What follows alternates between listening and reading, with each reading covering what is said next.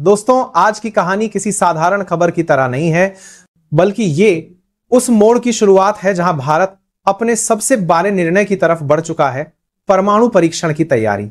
जी हां, भारत एक बार फिर अपने परमाणु शस्त्रागार को परखने जा रहा है। एक बार फिर पूरी दुनिया को यह बताने जा रहा है कि अगर किसी ने इस देश की संप्रभुता पर नजर डाली तो जवाब सिर्फ शब्दों में नहीं, बल्कि धरती को हिला देने वाली गूंज में दिया जाएगा। लेकिन इस बार मामला 1998 जैसा नहीं है। इस बार भारत की यह तैयारी सिर्फ पाकिस्तान या चीन को जवाब देने के लिए नहीं, बल्कि अमेरिका और बांग्लादेश जैसे देशों की लगातार बढ़ती टांग खिंचाई का परिणाम है, जो भारत की वैज्ञानिक प्रगति, उसकी सैन्य स्वायत्तता और रणनीतिक संकल्प से घबराए हुए हैं। दोस्तों, पिछले कुछ महीनों से दुनिया के कई हिस्सों में जो हलचलें देखी जा रही हैं, वो दरअसल एक बड़े भू राजनीतिक परिवर्तन का संकेत है। रूस यूक्रेन युद्ध ने दिखाया कि कौन सा देश अपने दम पर खड़ा रह सकता है और कौन बाहरी ताकतों पर निर्भर है। इजराइल हमास टकराव ने बताया कि दुनिया के शक्तिशाली देश सिर्फ बयान देते हैं, असल में मदद नहीं करते। और अब जब भारत ने अपने नए हाइपरसोनिक मिसाइल प्रोग्राम के साथ सुपरसोनिक डिफेंस सिस्टम की घोषणा की, तो वॉशिंगटन और ढाका दोनों में बेचैनी फैल गई।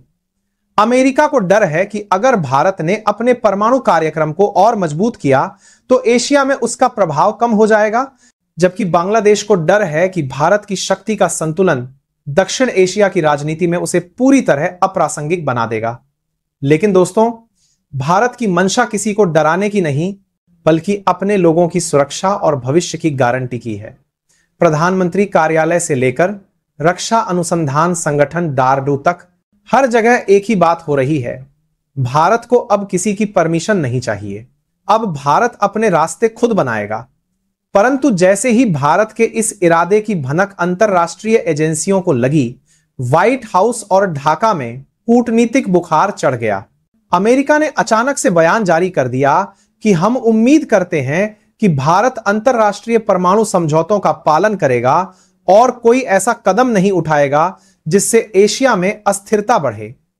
अब जरा सोचिए दोस्तों, वही अमेरिका जो खुद दुनिया के सबसे बड़े परमाणु भंडार का मालिक है, वही देश जो नाटो के जरिए रूस को धमकाता है, वही देश आज भारत को शांतिपूर्ण रहने की सलाह दे रहा है। क्या यह दोहरा मापदंड नहीं? क्या यह साफ नहीं दिखाता कि भारत की ताकत बढ़ना उन्हें रास नहीं आ रहा? और बांग्लादेश की बात करें तो वहां की सरकार ने तो हद ही कर दी। ढाका से बयान आया कि भारत का परमाणु परीक्षण दक्षिण एशिया की स्थिरता के लिए खतरा है। दोस्तों, सवाल यह है कि जब पाकिस्तान खुलेआम आतंकवाद को बढ़ावा देता है, जब वो लगातार अपनी सीमाओं से भारत में घुसपैठ करवाता है, जब वो खुद अपने परमाणु कार्यक्रम का विस्तार करता है, तब बांग्लादेश क्यों चुप रहता है? लेकिन जैसे ही भारत अपने वैज्ञानिक परीक्षण की बात करता है, बांग्लादेश की नींद उड़ जाती है। वजह साफ है, बांग्लादेश की राजनीति अब पूरी तरह विदेशी शक्तियों के इशारों पर चल रही है और अमेरिका उसमें सबसे बड़ा भागीदार है। दरअसल बांग्लादेश के तट पर अमेरिका की एक बड़ी दिलचस्पी है, बे ऑफ बंगाल स्ट्रेटेजिक पाथवे। यह वही जगह है जहां से हिंद महासागर की निगरानी की जा सकती है और चीन के खिलाफ अमेरिका को मिल सकता है भौगोलिक लाभ। अब अगर भारत इस इलाके में परमाणु प्रतिरोधक परीक्षण करता है तो वह अमेरिका की पूरी इंडो पैसिफिक स्ट्रेटेजी को बिगाड़ देगा।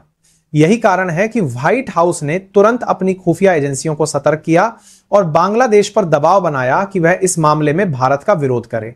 लेकिन दोस्तों, क्या भारत वाकई झुकेगा? नहीं, क्योंकि अब भारत 1998 वाला भारत नहीं है। आज भारत के पास है अग्नि 6 जैसी मिसाइलें जो महाद्वीप पार कर सकती हैं। आज भारत के पास है अरिहंत क्लास की न्यूक्लियर सबमरीन।